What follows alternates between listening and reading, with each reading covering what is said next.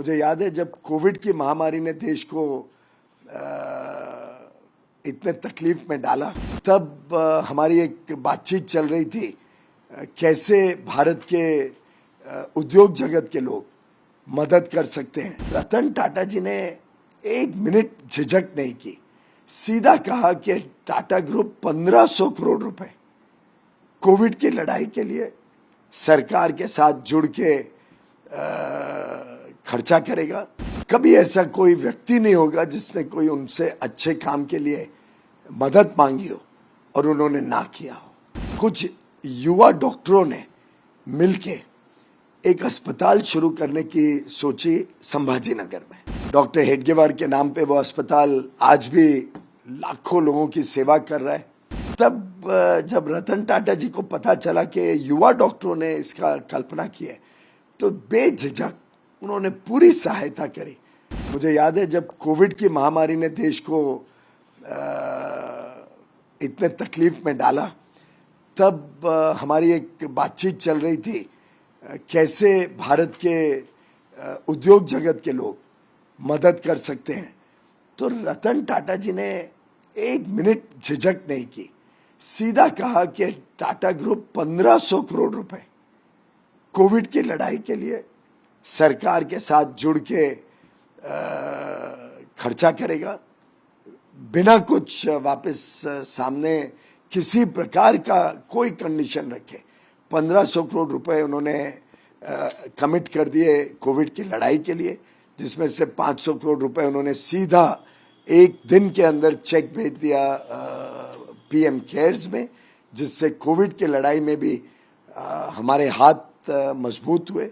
मैं समझता हूँ एक ऐसा व्यक्तित्व है जिन्होंने जीवन भर व्यापार और उद्योग को तो बहुत नई ऊंचाइयों तक लेके गए ही, ईमानदार व्यवस्थाओं से भी कैसे उद्योग बड़ा बन सकता है, अंतर्राष्ट्रीय पटल पर जा सकता है, उसका एक जीवंत उदाहरण टाटा ग्रुप के रूप में बनाया। लेकिन साथ ही साथ उनका जो निहित चरित्र था, एक सेवा भावी, एक बहुत ही सरल व्यक्तित्व था, उसको कभी बदला नहीं।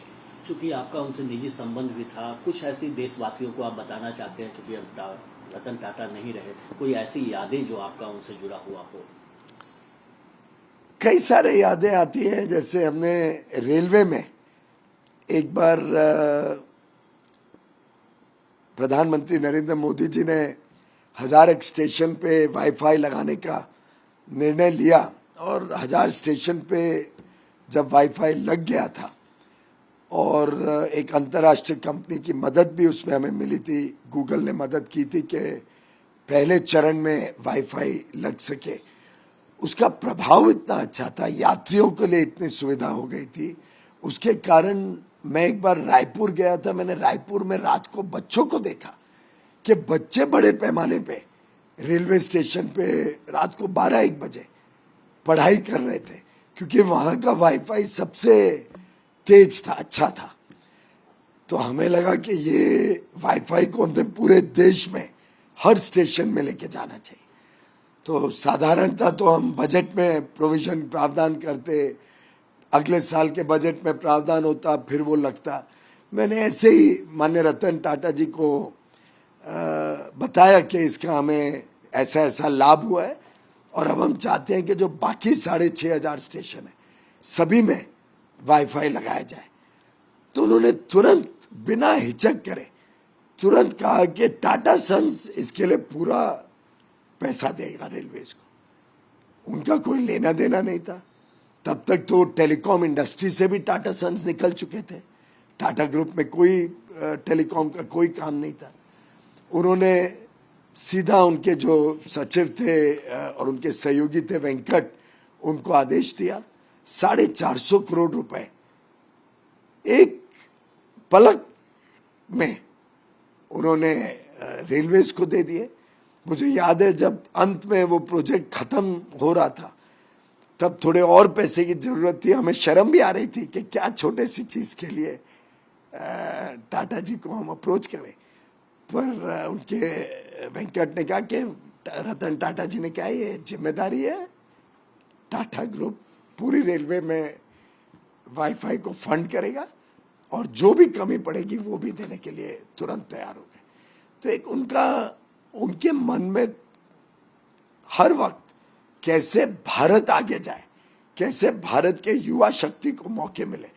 मुझे जो जानकारी है, उन्होंने शायद 30 से अधिक स्टार्टअप्स को अपनी पर्सनल कैपेसिटी में, अपने व्यक्ति खुद के पैसे से स्टार्टअप को मदद दी कि वो आगे बढ़ सके। कई बार कोई आइडिया उन्हें अच्छा लगता था तो वो सीधा उसको सपोर्ट करते थे, और मात्र फाइनेंशियल सपोर्ट नहीं, वो मेंटरिंग भी करते थे कि कैसे ग्रुप को सपोर्ट किया जाए, कैसे युवा युवती को मदद की जाए कि वो आगे चल के अपने अनुसंधान से, अपने नए आइडिया से काम बढ़ा सके। टाटा ग्रुप एक ऐसा ग्रुप रहा है जिसका हर क्षेत्र में देशभक्ति झलकती है, और रतन टाटा जी ने जो लगभग 60 वर्ष सेवा की है उद्योग जगत की, 1961 में एक शॉप फ्लोर के अप्रेंटिस के रूप में टाटा ग्रुप में उन्होंने सेवा करना शुरू किया था। छोटे से पोजीशन से, अपनी मेहनत से, अपने कृतित्व से, अपनी काबिलियत से वो टाटा ग्रुप के चेयरमैन बने, और 1990 से लेके 2012 तक, जब तक वो टाटा ग्रुप के चेयरमैन रहे, फिर शायद 16 से 17 के बीच भी 6-8 महीने के लिए उन्होंने कमान संभाली, लेकिन जीवन भर उन्होंने, मैं समझता हूँ, टाटा ग्रुप को ही नहीं बढ़ाया, देश सेवा करी, और देश का एक अनमोल रत्न के रूप में टाटा ग्रुप को खड़ा किया। ये रतन भी था देश का और शान भी थी देश की।